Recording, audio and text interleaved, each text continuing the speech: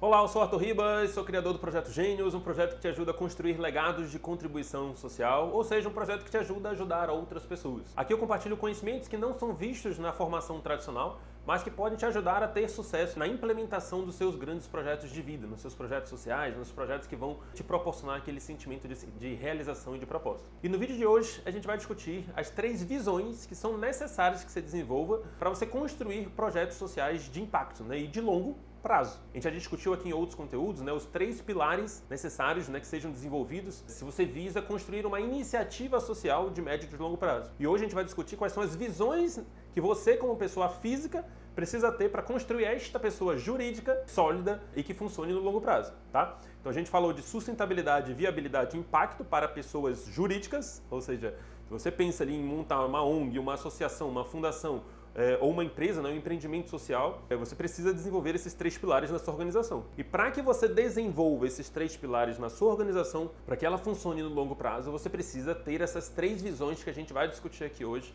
bem estabelecidas, bem enraizadas na sua cabeça e nas suas ações, tá? E que você leve isso para seja qual for o tipo de iniciativa você vai desenvolver. Eu queria começar aqui trazendo um dos grandes problemas, que muitas das pessoas enfrentam nesse mundo das iniciativas sociais. O que acontece? Muitas das vezes, nós somos picados ali pelo mosquito do projeto social, de desenvolver alguma coisa de impacto, de transformação social. Nós temos ali uma grande ideia, um grande projeto, seja um curso que a gente vai fazer para a comunidade, seja um atendimento, uma atividade assistencial, seja lá o que for.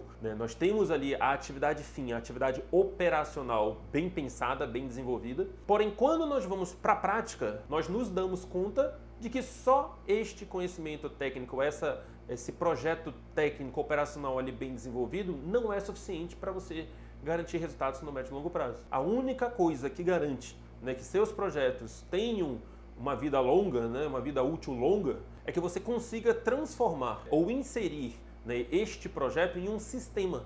Tá? Um sistema que funcione independente de você. Quando a gente olha, por exemplo, para as grandes empresas, grandes franquias que existem no mundo, então, o que é um McDonald's, por exemplo? Você tem uma franquia, você tem um sistema bem desenvolvido, bem estabelecido, de todas as etapas, seja dos fornecedores, seja do processo operacional ali de preparação ali do hambúrguer, do sanduíche, seja do processo de controle, seja do processo de abastecimento, de marketing. Então, todas as ações, todos os blocos de ação necessários para que a empresa funcione, elas já são pré-estabelecidas, pré-determinadas. E a pessoa, quando compra a franquia, ela compra todo esse processo, todo esse sistema já pronto, já validado, já bem estabelecido. O que eu quero trazer aqui é que você pense a sua iniciativa social como um sistema.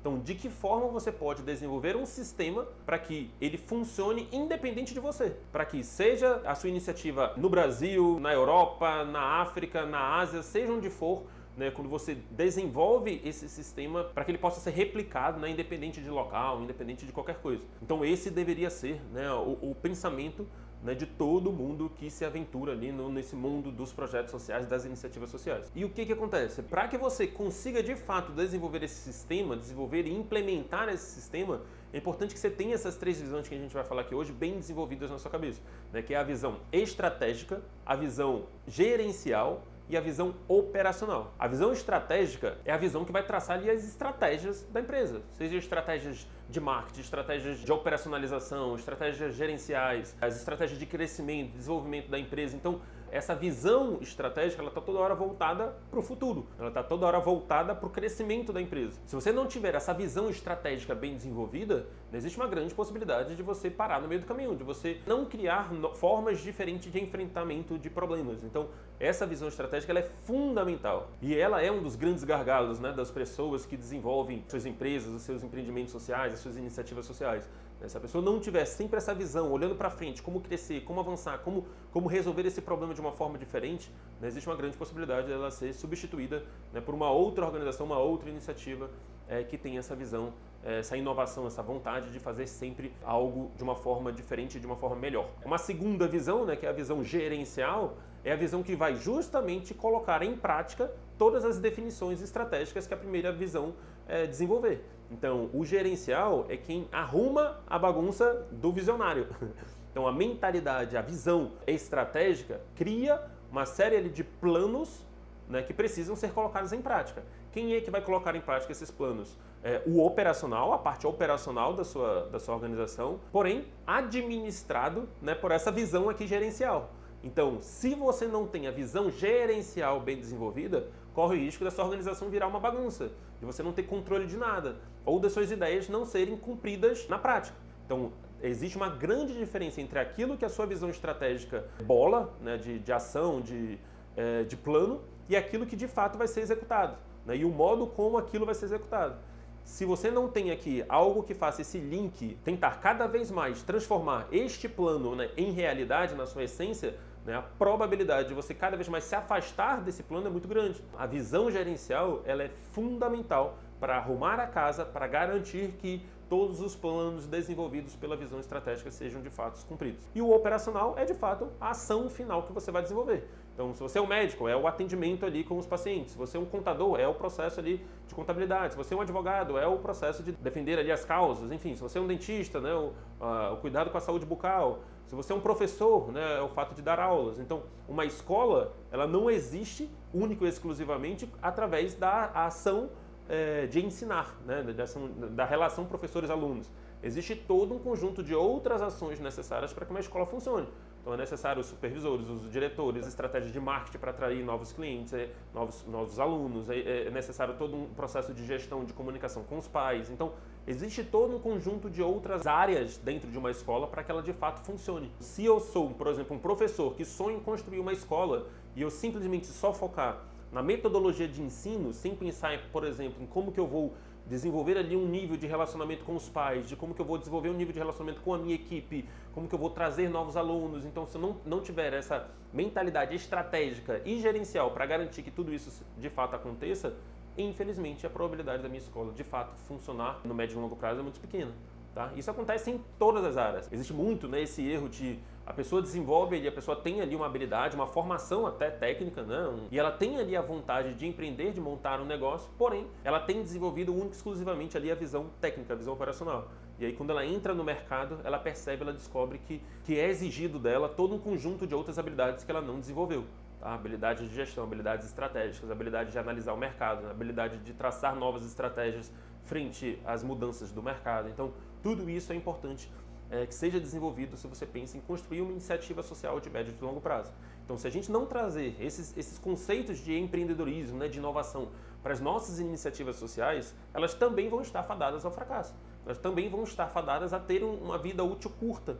Tá? Então, se eu foco único e exclusivamente na parte operacional do meu projeto social, da minha ONG, do meu empreendimento social, e não desenvolvo, né, essa visão estratégica, a visão gerencial, existe uma grande possibilidade das minhas iniciativas, dos meus projetos falharem. Hoje em dia, a taxa de mortalidade das empresas em 2 anos é muito alta aqui no Brasil. Ou seja, a pessoa tem uma grande ideia, uma grande iniciativa, ela coloca em prática, porém, né, por não desenvolver essas outras 2 visões, ela acaba tendendo ao fracasso, tendendo ao fechamento. Grande parte das empresas fecham em 2 ou em até 5 anos, né, uma vez que não desenvolve essas outras 2 visões. E assim, qual seria as ações estratégicas fundamentais, né, que toda empresa desenvolvesse para que se permitisse ali uma probabilidade maior, né, de uma vida útil maior, né, dentro das suas iniciativas? Então assim, a primeira grande definição estratégica que você tem que ter, né, é justamente a cultura da sua empresa. A visão, a missão e os valores da sua pessoa física, né, de você como pessoa, vai influenciar os comportamentos operacionais padrão da sua pessoa jurídica. A cultura da sua empresa ela é criada, né, nos seus funcionários, nas pessoas, nos seus colaboradores, nas pessoas que vão trabalhar com você, à medida que você exemplifica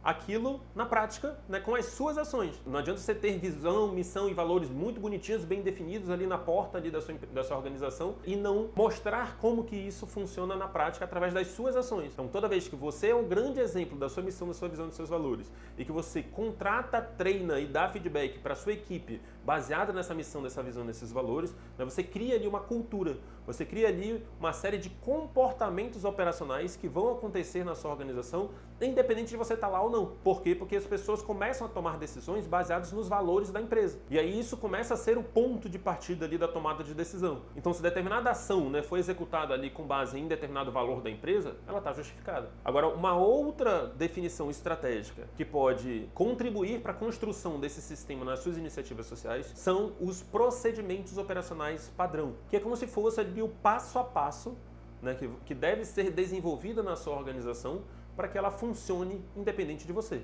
Então, beleza, você criou a cultura, né, que é justamente os comportamentos que devem moldar ali a mentalidade dos colaboradores ali da sua organização, da sua iniciativa social. E agora você vai moldar, você vai escrever ali o passo a passo do que eles devem fazer na prática, em cada uma dos blocos de funcionamento da sua organização. A gente vai ver aqui em outros conteúdos, né, que toda iniciativa social, seja um empreendimento, seja uma organização, uma ONG, ela tem vários blocos de funcionamento. Às vezes você pode exercer todos os blocos, né, mas existem várias áreas, vários setores, né, de funcionamento dentro da sua organização. Existem geralmente 3 grandes setores de funcionamento. Existe o setor ali de captação, né, de clientes ou de recursos, né, dependendo de que tipo é a sua organização. Existe o setor gerencial, né, setor ali de controle de finanças e de pessoas, de gestão de pessoas. E existe o setor operacional. Então, em alguns casos, você exerce todas as funções. Então, por exemplo, um médico dentro de uma clínica, de um consultório particular, ele é o estratégico, muitas das vezes ele é o gerencial e muitas das vezes ele é o operacional, né? Ele tem ali alguns colaboradores, mas muitas das vezes ele ocupa as 3 funções. Um contador, um advogado, a mesma coisa. Dentro aqui do mundo das iniciativas sociais, isso é muito comum acontecer também. Então você, digamos, um professor que tem ali uma ideia de um sistema de ensino diferente para crianças de comunidades carentes. E muitas das vezes você é quem vai traçar as definições estratégicas, você é quem vai fazer o papel de gerência, de ter contato ali com fornecedores, de comprar ali os materiais, de viabilizar a execução, né, das estratégias que foram desenvolvidas. Então, muitas das vezes, né, este professor vai executar as 3 funções. Independente se é você ou não quem vai executar, né, no início, como eu falei, acaba sendo você, mas depois você vai tendo pessoas que vão executar cada uma dessas funções, é importante que você escreva, né, tenha por escrito o passo a passo de como deve funcionar cada uma desses blocos, desses setores da sua organização, da sua iniciativa social. Quais serão as atividades de captação de recursos da sua organização? Quais serão as atividades de controle, de contratação de funcionários? Quais serão as atividades de treinamento de funcionários? Cada uma desses setores, né, existem funções específicas que precisam ser orientadas. E se você faz todo o treinamento dos seus funcionários dessas funções, basicamente com palavras, né, as palavras se perdem. Tudo que foi falado, né, se perde ao vento. Geralmente nós temos ali uma estimativa que só 40% das informações, né, passadas ali numa aula expositiva são captadas, né, de fato, são de fato aprendidas, né, pelo aluno. Se você vai fazer todo o treinamento da sua equipe, basicamente com palavras, você vai deixar ali 60% daquilo que deveria ser feito ser perdido. Então, quando você escreve, né, o passo a passo do que cada uma das funções da sua equipe precisa executar, você pode cobrar, né, de uma forma muito mais enfática. Você pode exigir os 100% de cumprimento daquilo. Por quê? Porque está escrito. As palavras escritas, elas não se perdem, né, como as palavras faladas. Então, para cada uma dessas funções, então, as estratégias de captação de recursos aqui na organização X vão funcionar da seguinte forma. Precisa isso, contato com um determinado instituição, com determinada frequência, você vai desenvolver ali um projeto de captação. Enfim, para cada uma dessas funções, é importante que você tenha ali um passo a passo do que deve ser executado, né, para que seja quem for que for sentar nessa função, né, saiba exatamente o que fazer de acordo com as suas definições estratégicas. Tá? Uma das primeiras grandes definições estratégicas que você precisa fazer, né, depois de estabelecer ali qual será a cultura da sua empresa, é justamente os procedimentos operacionais padrão, né, de cada uma das funções da sua empresa, tá? Da sua organização, da sua iniciativa social. Uma vez que todo mundo que foi contratado, né, que foi recrutado ou que está ali junto da sua organização souber ali um passo a passo, tem até um checklist do que fazer, né, em cada uma dessas funções, a probabilidade de você transformar isso daí num sistema é muito grande. E você pode sair implementando nesse modelo, esse sistema, né, nos 4 cantos do mundo. Então, após estabelecer os procedimentos operacionais, é importante você validar esses procedimentos operacionais na prática, para que de fato você consolide ali o sistema que você está criando ali na sua organização. Então, cultura, né, e procedimentos operacionais são definições estratégicas fundamentais se você pensa em transformar a sua organização num sistema que funcione independente de você. Outras 2 definições estratégicas que são fundamentais de serem desenvolvidas são o posicionamento e a segmentação. Posicionamento é o modo como você vai ser visto na cabeça do seu público-alvo, né, e a segmentação vai ser basicamente qual será exatamente o seu público-alvo. Qual, dentro do universo de públicos existentes, né, no mundo, qual será o segmento que você vai atuar, né, para que você possa oferecer o melhor tipo de serviço para aquelas demandas, para aquele grupo específico. O que acontece? Né? Existem nuances, né, de comportamentos, de interesses, né, de problemas específicos de cada um dos públicos, né? Essas nuances formam segmentos. As demandas, por exemplo, de uma população indígena é diferente de uma demanda de uma população que vive na cidade. As demandas e as nuances das mulheres é diferente das crianças, né, dos idosos é diferente dos homens em idade produtiva. Então, existe todo um conjunto de nuances, né, em cada uma desses públicos, que se você não decide qual que você vai focar, existe uma grande probabilidade de você não agradar a ninguém. Existe um trabalho muito interessante, né, que eu gosto sempre de citar quando eu estou falando de segmentação, que foi um trabalho desenvolvido pela Pepsi. Ela estava fazendo um estudo, né, um levantamento para ela trocar a fórmula dela. E ela estava fazendo ali uma pesquisa de mercado, ela juntou várias pessoas e ela começou a testar, né, diferentes tipos, quantidades de açúcar na sua fórmula. E ela chamou ali uma infinidade de pessoas, mais de, enfim, milhares de pessoas ali, e ela foi dando, né, os diferentes tipos de concentração de açúcar e foi vendo, né, qual a concentração que as pessoas mais gostavam. Qual foi o resultado? Vamos dizer aqui que o nível de concentração de açúcar, né, dessa nova fórmula da Pepsi ia de 1 a 10. E eles colocaram ali o resultado, né, dessa preferência, né, do nível de açúcar, né, dessa nova fórmula da Pepsi num gráfico. Como é que esse gráfico se comportou? Ele teve vários picos. Existia ali um grupo maior de pessoas que preferiam o nível de açúcar em torno de 2, 3.